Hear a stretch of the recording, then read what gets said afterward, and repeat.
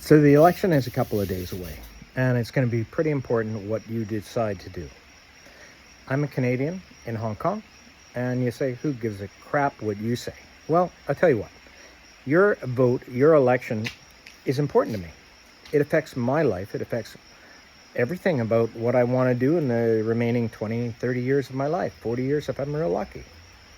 So I do want you to vote for Kamala Harris. And why?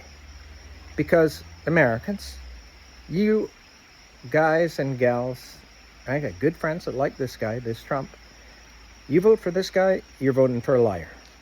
Do you want him to be the kind of person that your children aspire to be? It's shocking to me that the Republicans in America have allowed this guy to get where he is. And it's over 10 years. All these kids coming up, they see him, they think he's the guy. I can lie, I can say whatever I want, and I can get ahead. That's what you want for your children? Really? Is this what you want for the future of your country? Really? And what does it lead to? Well, it leads to distrust of international organizations, the WTO. Just listen to Robert Kennedy Jr., he's a nut. You listen to all of the fallout on globalization and, we've lost all of our manufacturing jobs. Well, yeah, you did. And there may be a reason for that. Maybe there are higher quality jobs you should be looking at.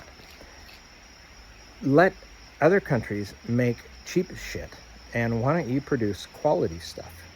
What does that mean? I have to learn. Yeah, okay, you're going to have to learn. Has America, the government, some of the institutions on both parties done a bad job of helping American citizens achieve better jobs? And it's happened in my country too, and in Europe, absolutely. Yeah, government's been far too hands-off.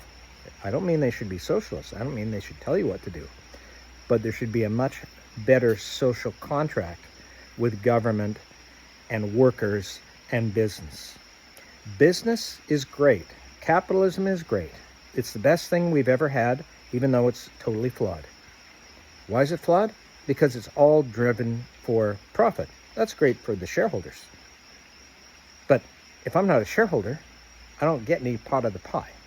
So should I put in a president or the CEO as the prime minister or the president of the country? Maybe, if they're a good person and they understand that government is not a business. But if they think it's a business, and if the electorate thinks that, we should put in business people because they know how to run a company, that's not what government's about. Government shouldn't lose money, but government shouldn't be profitable in the sense that it shouldn't be about profit, right? Efficiency, delivering services. But if it's about profit, then yeah, okay, let's sell everything. Let's let individual businesses run everything. And then you'll see the true price that you're going to get, because it's going to be about shareholders. It's going to be about people that want to make money. I don't think anyone wants that. And that is called socialism, not Victor or Hugo Chavez socialism. That's a different thing. This is socialism. This is what's built Europe. It's what's built the Nordic countries. It's built what's built the UK. It's what's built Canada and Australia and New Zealand. It's not hating business. It's about working with business and making business understand that it's got a place in society. It doesn't run society. Government does. Because there's all kinds of people. Does that mean we're going to let lazy people sit around and do no work for nothing? No. Does it mean we're going to give rich billionaires the same tax breaks as we give to the poorest people? Unfortunately, this has happened. And universality is crap. Let's face the reality. We're not universal. Some people are richer. Okay, that's fine. Doesn't mean that we're not equal. We're equal. All right? We're just not universality. Why give a $5,000 tax break for sending kids to day school or preschool, which is a great idea? Why give it to billionaires? They can afford it. But people in the lower percentage of the economy, they need it. Let's give it to them. Why not? We can afford it. Well, how can we afford it?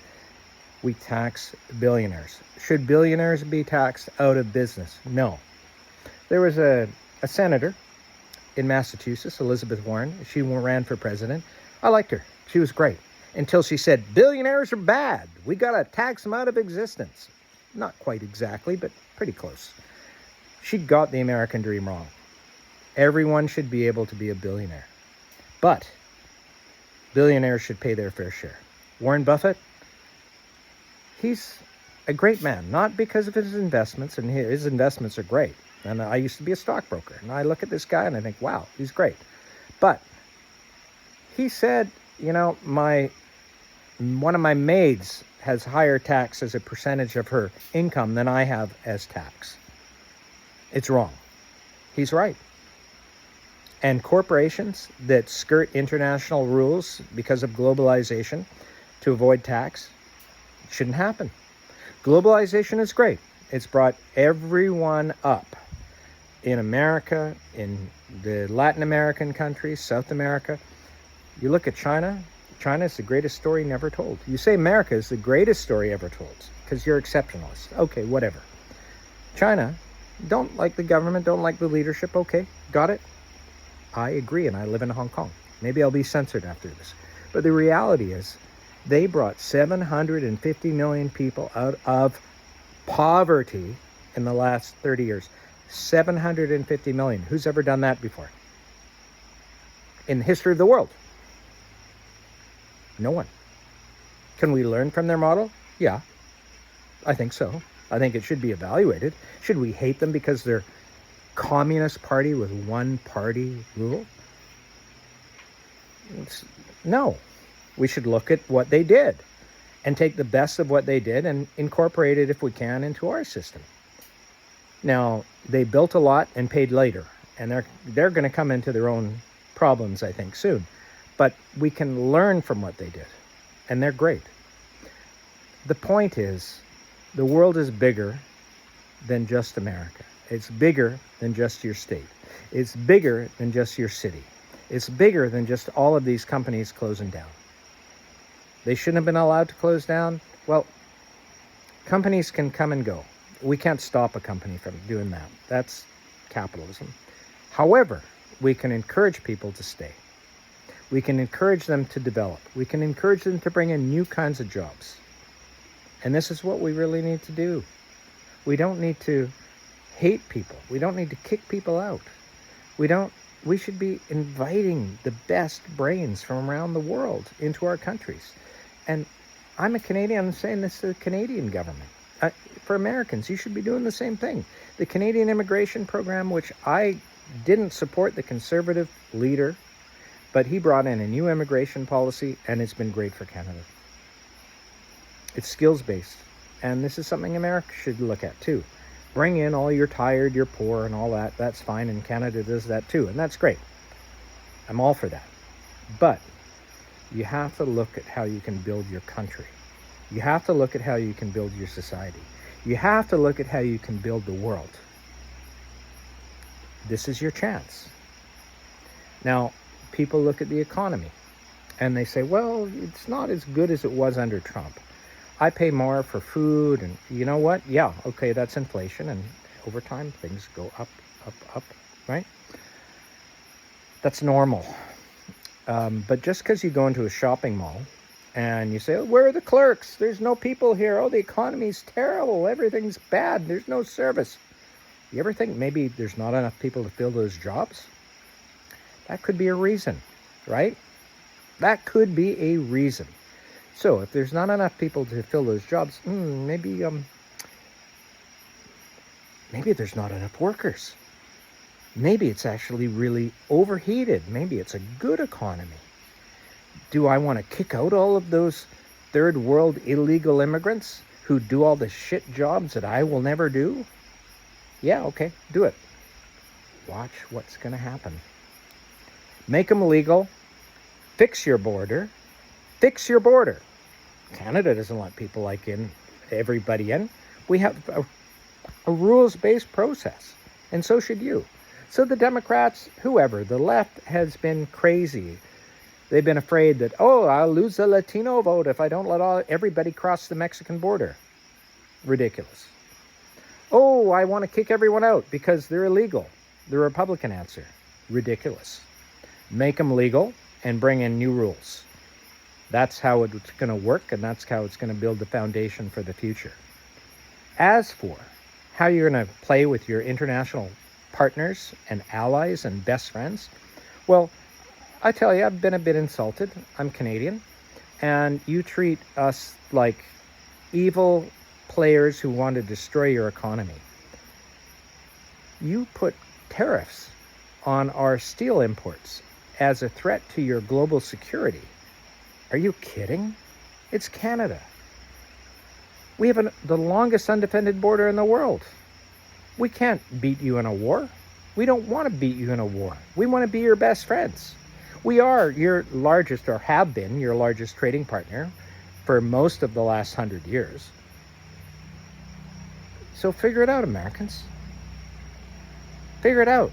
Do you think you're going to have their level of prosperity if you close off your border and you actually turn off the pipes to trade?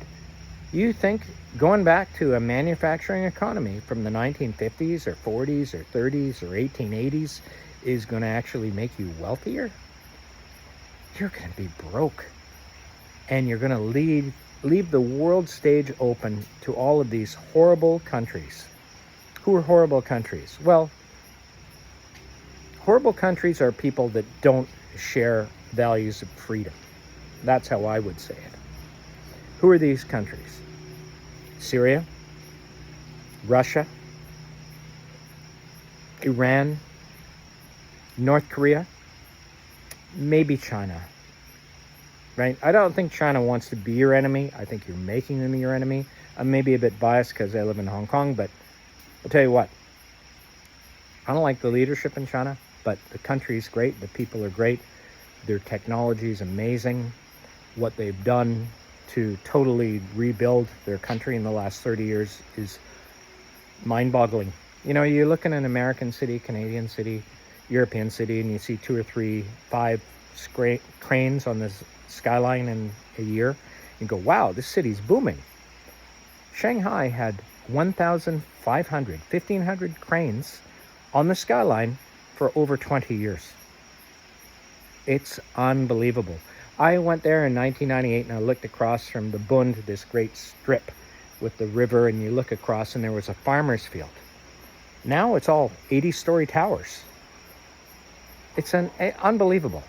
Unbelievable. So America has to understand their place in the world, their ability to change the world, their ability to build on the world, their ability to benefit from the world, the ability to bring the best technology from the world. Who's going to do that? Is it going to be Donald Trump, who wants to bring in laws from the 1700s to kick people out of the country and to go back to antiquated times of manufacturing of products that are 100 years old? Or do you want to be part of Harris, who has a global ambition in the sense that she sees the world for what it is, who trusts her allies, who wants to stand behind Ukraine, who wants Ukraine to win the war, who cares about Israel? And caring about Israel doesn't mean you do not like Palestine. Palestine should have a state, and she said that. So all you kids out there who don't like her because of this, wake up. Trump's going to be a lot worse. Get out there and vote. This is the most important election in my lifetime, and I'm a Canadian in Hong Kong. Please, wake up and vote for the future. The future is not back in time. We don't go back. We never go back. Kamala Harris is right. We don't go back. We go future. Is her future vision or Trump's future vision better? It's no contest. It's absolutely no contest. Please go vote for Harris Waltz. There's no better choice for your future life and for mine and for the free Western world. Go vote Harris Waltz.